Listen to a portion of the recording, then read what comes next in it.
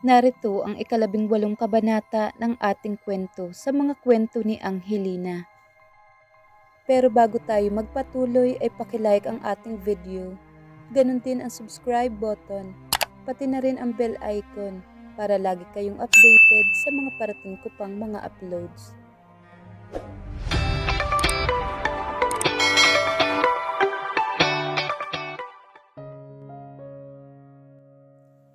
Bit-bit ang 2 bag ng groceries, isinuot ni Royal ang susi sa keyhole ng pinto.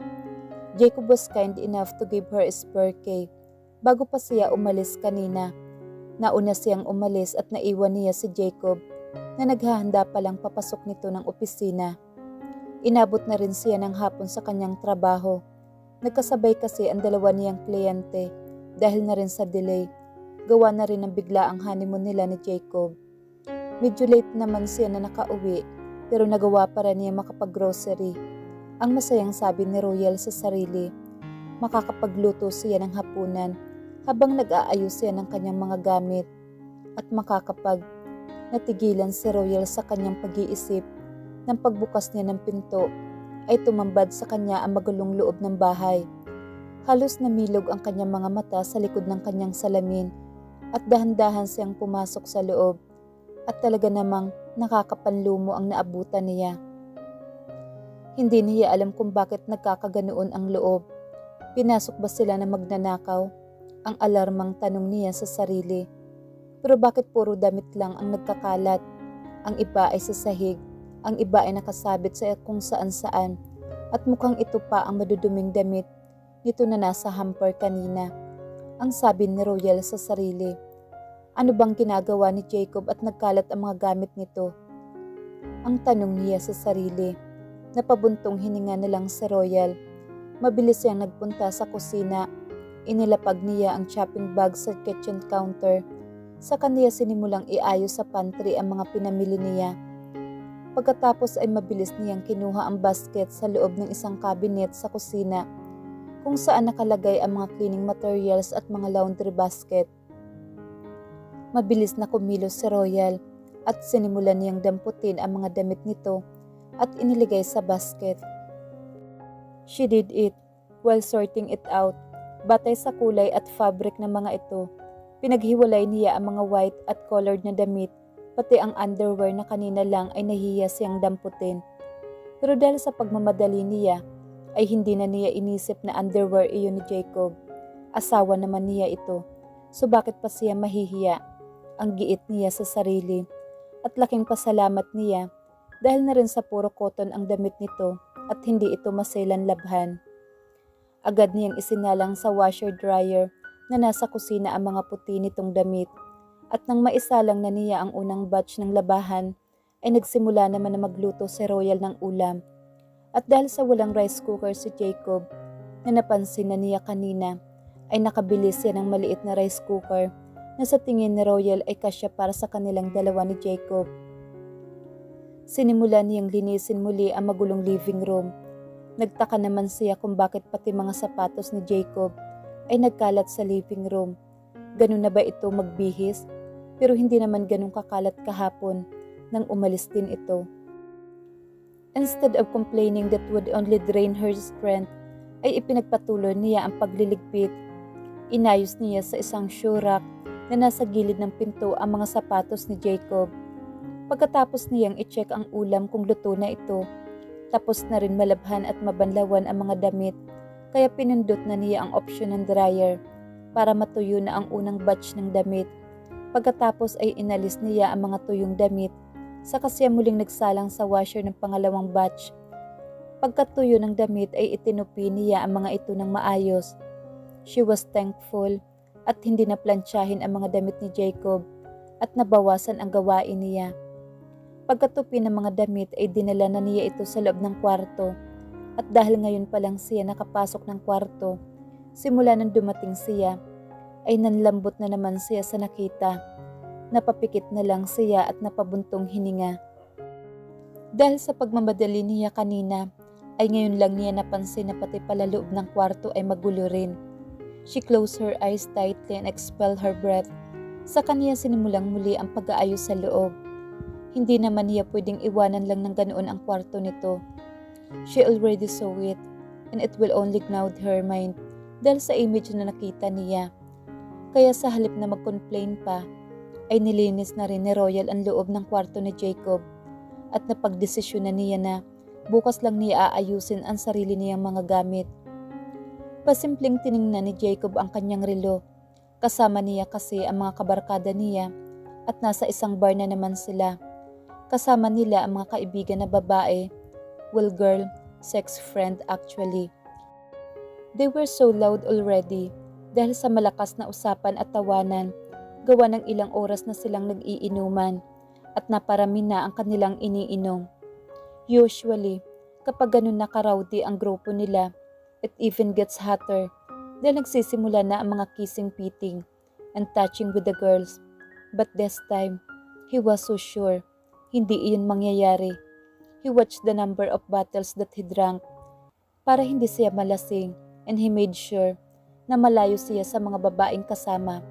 Mahirap na, baka mapabalita pa siya at lagot siya sa kanyang daddy at sa father-in-law. It was already 10 in the evening. 3 oras na silang umiinom. The time was early for him, kung ang pagbabatayan ay ang dating Jacob. But now, his mind was preoccupied somewhere. Honestly, his conscience has been nagging him.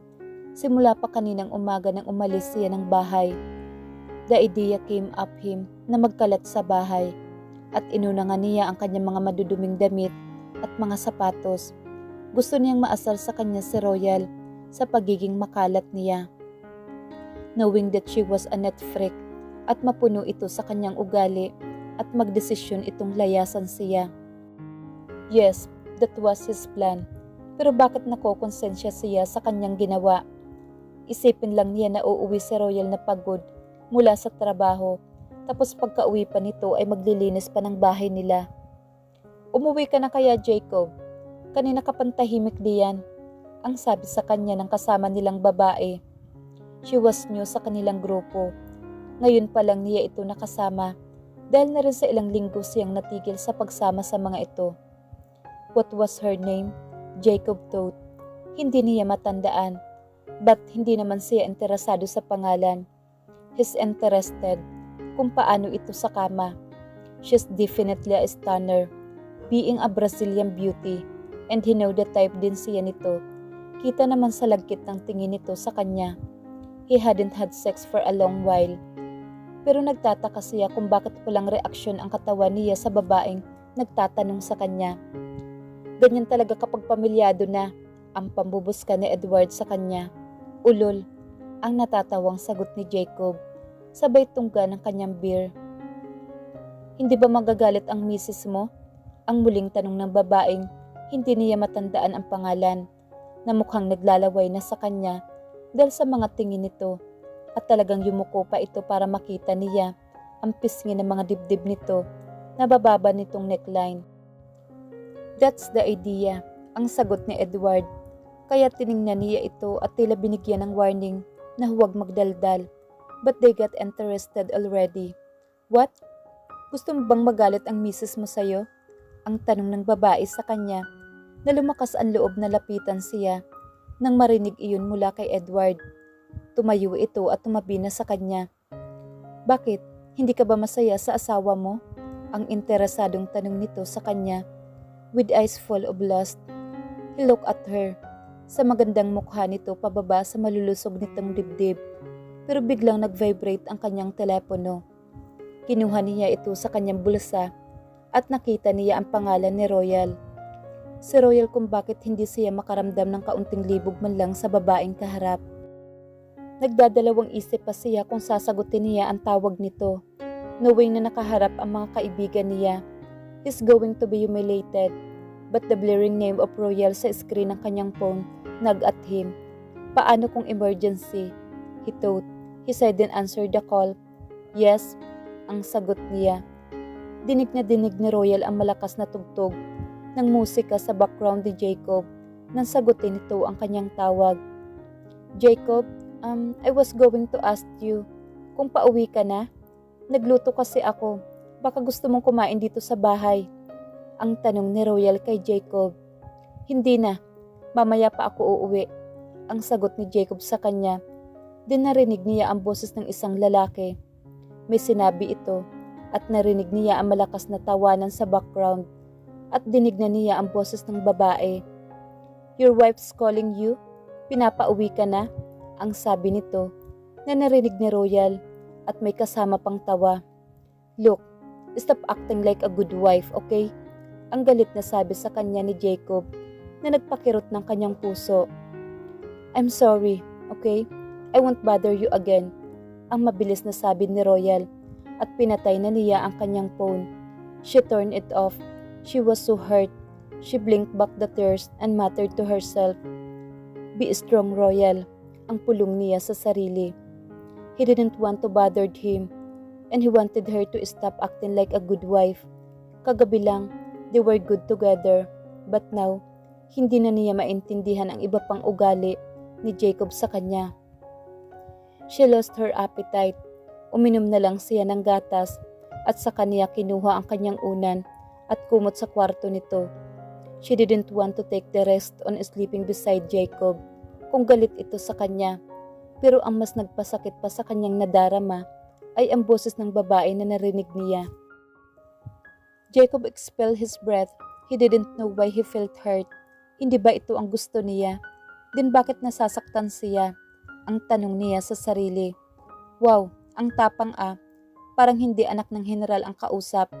Ang biro sa kanya ni Edward.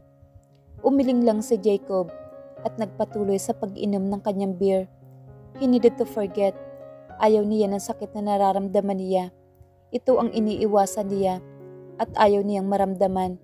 Pero nadarama niya ngayon. Kaya nga dapat ay makaalpas na siya kay Royal.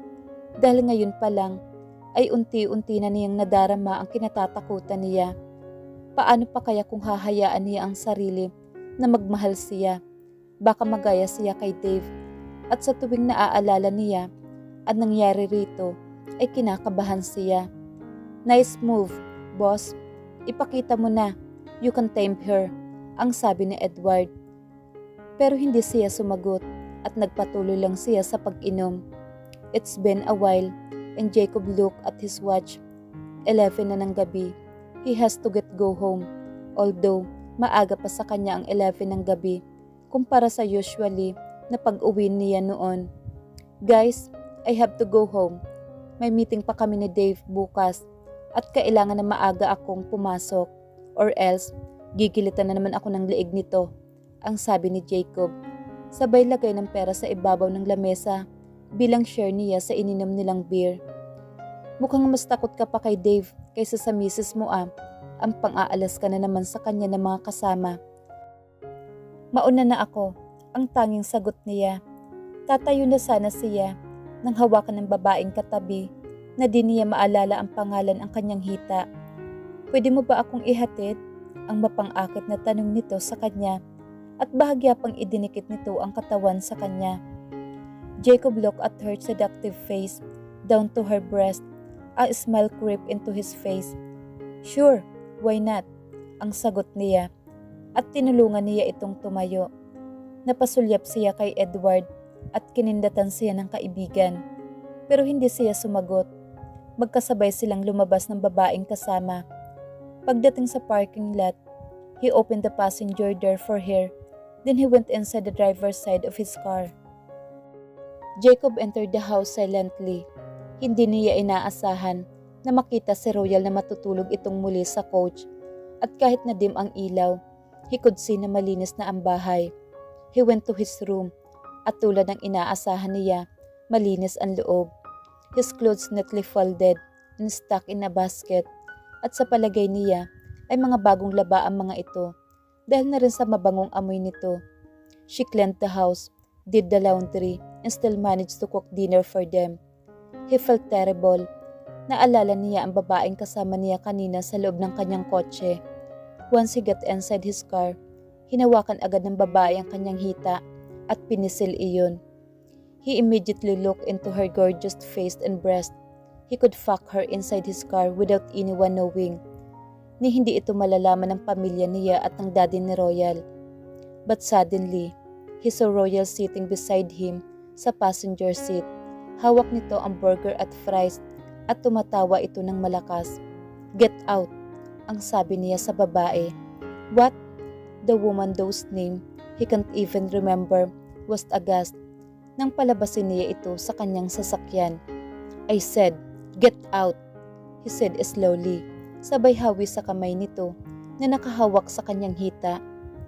"But I thought you want," Jacob snorted. "You thought wrong. Wala akong intention to have sex with you. And kina Edward ka na lang magpahatid. Wala na akong oras para ihatid ka," ang inis na sabi ni Jacob. "But you said," "Look, are you going to get out of my car or I'm going to drag you out myself," ang banta ni Jacob. Sumimangot ang magandang mukha nito at tumalim ang mga mata sa kanya. Hawak ang handbag. Padabog na binuksan nito ang pinto ng kotse at lumabas. Hinawakan nito ang pinto ng kotse bago nagsalita. "Jerk," ang sabi nito sa kanya. "War," ang sagot naman niya at ngumisis pa siya. Kaya lalong nagalit ang babae sa kanya at malakas na isinara ang pinto. Hindi na niya hinintay na makaalis ito sa kinatatayuan nito sa tabi ng kanyang sasakyan. Mabilis niyang pinaandar ang kanyang sasakyan, missing the girl's legs by an inch, kaya narinig na niya ang napahiyaw ito. Sa kaniya minaobra ang manibela ng kotse at nagdrive pabalik ng bahay. And here he was, inside his room. He sighed. He shouldn't feel terrible. This is just the start. He has to fight these feelings na namumuo sa kanyang dibdib. Para kay Royal, mas maaga na maagapan niya ito. Mas madali pa siyang makakaalpas. With this thought in his mind, he quickly changed his clothes at nahiga na siya sa kama, and it took him hours bago pa siya nakatulog. Royal woke up the next morning. Tinupi niya ng maayos ang kanyang unan at kumot, at dahil sa hindi niya alam kung nasa kwarto pa si Jacob, kumuha na lang siya ng isang black bag at inilagay muna doon ang kumot at unan niya. Saka siya nagpunta sa veranda at ipinatong sa mga nakatabing kahon ito. Mabilis siyang nagpunta sa kusina at nag-brown ng kape bago siya maligo, kaya pagkalabas niya ng banyo ay ready na ang kape. Kinuha niya ang cream at sugar sa pantry at isinali niya ang mga ito sa maliit na canister na may label at itinabi niya ang mga iyon sa kitchen counter katabi ng coffee maker. Kumuha siya ng mug at isinali niya ang kape. Sa kanya nilagyan ng cream at sugar. Tinimpla kung paano niya iyon gusto. Naupo na siya sa isa sa mga bar stool, then she started going through some portfolios na mga wall paint colors. Inilatag niya ang folder sa counter. Magkikita sila ni Dustin. Pagkatapos niya sa bahay ng kanyang kliyente, ay sasamahan siya ni Dustin sa bahay nito para makapili ito ng kulay ng pintura para sa bago nitong bahay. Excited na siyang i-design ang bahay ni Dustin. Ang sabi niya sa sarili, para itong blank canvas na sisimulan niyang pintahan, para itong sketchpad na sisimulan niyang guhitan. Excited na siyang magtrabaho, lalo na kapag ang bahay na bibihisan niya, yung mga blanko talaga at hindi pa naaayusan. She was busy looking through some pictures nang lumabas ng kwarto nito si Jacob at nagpunta sa kusina. Royal looked up at sandaling nagtama ang kanilang mga mata. Then she turned her head down again at ipinagpatuloy ang pagtingin sa mga litrato. Jacob went straight to the refrigerator and got a carton of sterilized milk without even thinking kung kanino ang gatas na iyon. He opened it and drank straight sa carton. Sakto naman na patingin sa kanya si Royal at nakita nito na nagbukas ng ref si Jacob at dinampot nito ang karton ng gatas, ang kanyang gatas. She wouldn't mind. Hindi naman niya iyon ipagdadamot. Sharing her food will not be an issue with her. Pero nabigla siya sa ginawa ni Jacob. Nanlaki ang mga mata niya na makita niyang tinungga ni Jacob mula sa karton ang gatas. At hindi lang yun. Hindi pa nito ibinalik ang deroskas na takip at iniwan pa nito ang karton sa ibabaw ng counter. Jacob, ang tawag niya rito. At lumingon ito sa kanya pero hindi ito nagsalita. He just looked and gave her a questioning look. That's my milk, ang sabi ni Royal. I wouldn't mind sharing it with you. Ang mabilis niyang sabi. She didn't want to sound na nagdadamot siya. But you could at least use a glass? Ang patanong na sabi niya kay Jacob na nagkibit balikat lang. Palitan ko na lang kapag nag-grocery ako, ang sagot ni Jacob. She sighed. Never mind, it's yours now, ang sabi niya. Pero kahit pa binigay na niya ito, ay hindi pa rin ito ibinalik ang gatas sa loob ng ref at lumabas na ito ng unit, bit-bit ang isang towel. Isang malalim na hininga ang pinakawalan niya. Tumayo siya at kinuha ang karton ng gatas at ibinalik ang bilog na takip nito. Naisip niyang lagyan na lang ng pangalan ang karton para alam ni Jacob kung anong gatas ang kanya if he drank the milk straight from the carton. Kumuha siya ng permanent marker sa kanyang bag at saka sinulatan ng pangalan ni Jacob ang karton. Din kumuha siya muli ng isa pang gatas sa pantry at saka niya inilagay ulit sa ref at nilagyan na rin niya ng pangalan. She looked at the time. Kailangan niyang umalis or else malilate siya sa pupunta niya. Hindi niya alam kung saan pupunta si Jacob dahil sa hindi naman siya kinakausap nito. Naisip niya ang niluto nitong ulam na nakalagay sa ref. Initin na lang niya yung pagkabalik niya para sa dinner mamaya. Hapon pag-uwi ni Royal ay nalambot siya sa nadatnan. She was tired dahil na rin sa madami niyang pinuntahan na bilihan ng furniture. Dahil sa mga nagustuhan nilang dining set ay wala sa branch na pinuntahan niya, kaya umikot pa siya sa iba't ibang branch ng nasabing bilihan ng furnitures para mahanap lang ang nagustuhan ng kanyang kliyente. Dinagkita pa sila ni Destin at sinamahan niya ito na mamili ng mga paint. She declined his offer for dinner dahil gusto na niyang umuwi at mag-shower. Din iinitin pa niya ang nilutong ulam at maipagpatuloy na rin nilang ayusin ang sariling mga gamit, and also, she was hoping na uuwi ng maaga si Jacob para saluhan siyang kumain. But when she entered the house, ay tumambad sa kanya ang tuwalya na naalala ni Royal na dala ni Jacob kanina paglabas nito. Sa isang upuan naman, ang shirt na suot nito kanina at ang gym shirt nito ay nasa sahig sa harap ng pinto ng kwarto nito. Pagsara niya ng pinto, ay napansin din niya ang rubber shoes nito na nagkalat sa sahig. Pati na rin ang pares ng medyas. Tila ba pagpasok nito ng bahay ay isa-isa nitong inalis ang suot nito. Oh God, Jacob, ang bulong niya. Pilit na lang niyang iintindihan si Jacob.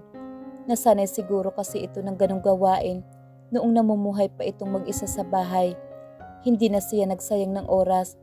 Mabilis siyang kumilos para simulan ang gawain niya.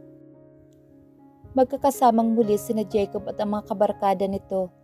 They were drinking for hours already, and as usual, nagsisimula na rin silang maging maingay. Jacob tried his very best to clear his mind of Royal. This is his life. Ito na ang routine niya at hindi na dapat pang mabago. Maybe the woman will listen, but realizing that moment na hindi lang ito nabawasan, pagkustulayan na itong nawala. But he determined to bring his old life back.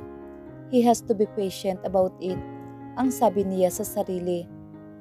Boss, beer pa? Ang tanong ni Edward sa kanya. Sabay abot ng beer na agad naman niyang kinuha. Dinaramdaman niya ang vibrate ng kanyang phone. Dinukot niya ang kanyang phone sa bulsa. Then he saw Royal's name. Napapikit siya. Saka nagpagkawala ng hininga. Si Jacob, pinauuwi na ni Mrs. Altamonte, ang pang-aalaska sa kanya ng mga kasama at malakas na tawanan ang narinig sa iba pa niyang mga kasama. Okay lang boss kung uuwi ka na. Naiintindihan ka namin. Baka outside the kulambu ka na naman, ang natatawang sagot ni Edward. Ayaw niya nang inaalaska siya, yung tampulan siya ng tukso. Usually, siya ang nang-aasar sa mga kasama niya. Ngayon lang siya naging sentro ng pang-aasar at hindi niya iyon nagugustuhan. Gigil niyang pinatay ang kanyang telepono at ibinalik sa kanyang bulsa. Saka siya uminom muli ng beer. Wow, that's the spirit. Hindi takot sa father-in-law. Ang sundot pang pang-aasar ni Edward. Ulol, tumigil ka na nga, ang natatawang sagot ni Jacob at pilit na ibinaling niya ang atensyon sa mga kaibigan niya. Napabuntong hininga si Royal nang hindi sagutin ni Jacob ang tawag niya at pinatayan pa siya nito ng telepono.